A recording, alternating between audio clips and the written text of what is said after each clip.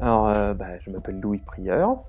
Je suis français, j'ai vécu toute ma vie dans les Ardennes et dans la Marne. J'ai fait des études en école d'ingénieur et j'ai grandi dans une famille qui n'est pas croyante. J'ai grandi dans une famille qui se dit catholique, mais qui ne pratique pas du tout de religion et qui a grandi en allant à l'église, on va dire une fois tous les ans pour Noël ou alors pour Pâques ou des choses comme ça. Euh, donc j'ai fait des études donc, en France, à Lille plus précisément, dans une école d'ingénieur. Et il nous était demandé de partir pour un stage à l'étranger. J'ai trouvé un stage aux États-Unis et je suis arrivé dans une petite entreprise sur la côte Est, au New Jersey. Une petite entreprise de 10 personnes qui fait de la construction, parce que c'est le domaine dans lequel j'ai fait mon école, mon cursus. Et avant de partir, j'ai eu la chance de rencontrer mon patron, mon futur patron, parce qu'il venait en France, je ne sais pas trop pourquoi. Il m'avait donné un rendez-vous un dimanche à 58 rue Madame, à 15h30. Et en fait, c'est l'adresse de notre église à Trinity. Et donc, je suis arrivé là-bas, je ne savais pas trop à quoi m'attendre, et j'ai vu que c'était une église évangélique. Je dis, bah, c'est marrant, mon patron américain qui vient en France me donne un rendez-vous dans une église à Paris. Pourquoi? Et je me suis rendu compte qu'en fait, cette personne était pasteur d'une église de la CNMA, de la ECM, mais aux États-Unis. Et je suis arrivé dans une église complètement anglophone, dans Paris même. L'anglais, c'était vraiment pas du tout mon fort à ce moment-là. Donc j'ai rien compris à ce qui s'est passé pendant 1 heure et demie. Je savais pas où j'étais. La seule chose que j'ai retenue, c'est que quand j'ai croisé le regard de mon futur patron et de sa femme, c'est qu'ils sont venus et qu'ils m'ont fait un gros câlin, quoi. Ils m'ont donné beaucoup d'amour dès le début. Tous les gens de l'église sont venus me voir, m'ont dit «Oh, comment ça va?» etc. Même s'ils me connaissaient pas. Et je suis allé manger avec beaucoup de gens de l'église, on était une petite quinzaine, dans un petit appartement dans le sud de Paris. Et là, c'était ma première rencontre avec en fait, des gens qui connaissent le Seigneur et qui vivent pour lui et qui l'aiment. Et donc à ce moment-là, j'ai dit, j'ai pas trop compris, les gens ils avaient un truc dans leur cœur, mais tout ce que j'ai compris, c'est que ils sont gentils, mon patron est gentil, ça me rassure. Bon, je vais quand même bien aller aux États-Unis, même s'il est pasteur ou même s'il est chrétien, ça me dérange pas, au contraire, je vais quand même vaquer à mes occupations.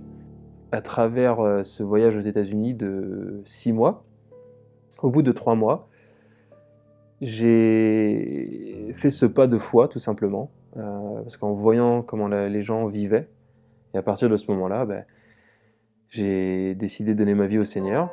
Et donc ça a été un gros switch dans ma vie aux États-Unis. Et après, j'ai dû revenir en France. Et donc là, c'est la deuxième étape. C'est là où ça devient... voilà, j'ai l'esprit en moi, j'ai le Seigneur qui me guide, et il commence à me guider à travers ma vie dans mon retour en France. Et donc des difficultés.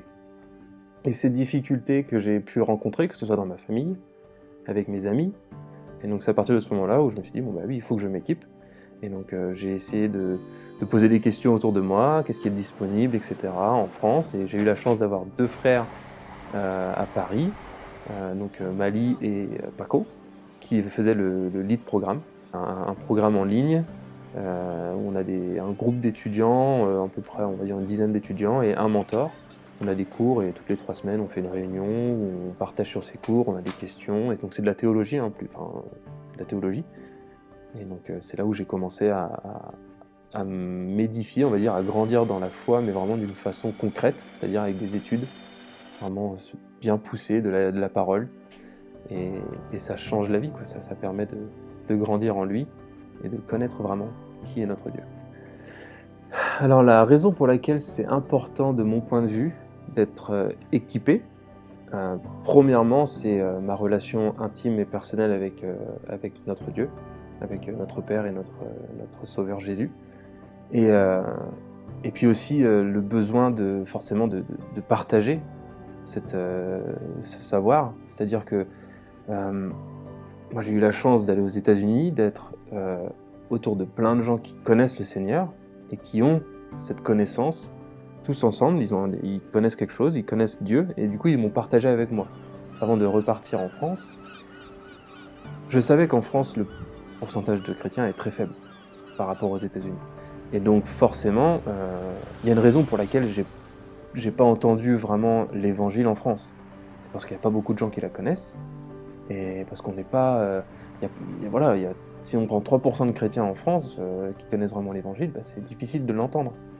Et donc Dieu a mis dans mon cœur dès le début, après de m'avoir sauvé, qu'il allait me renvoyer en France, et qu'il allait m'utiliser dans ma famille, avec mes amis, au travail. Et comment partager Jésus si je le connais même pas?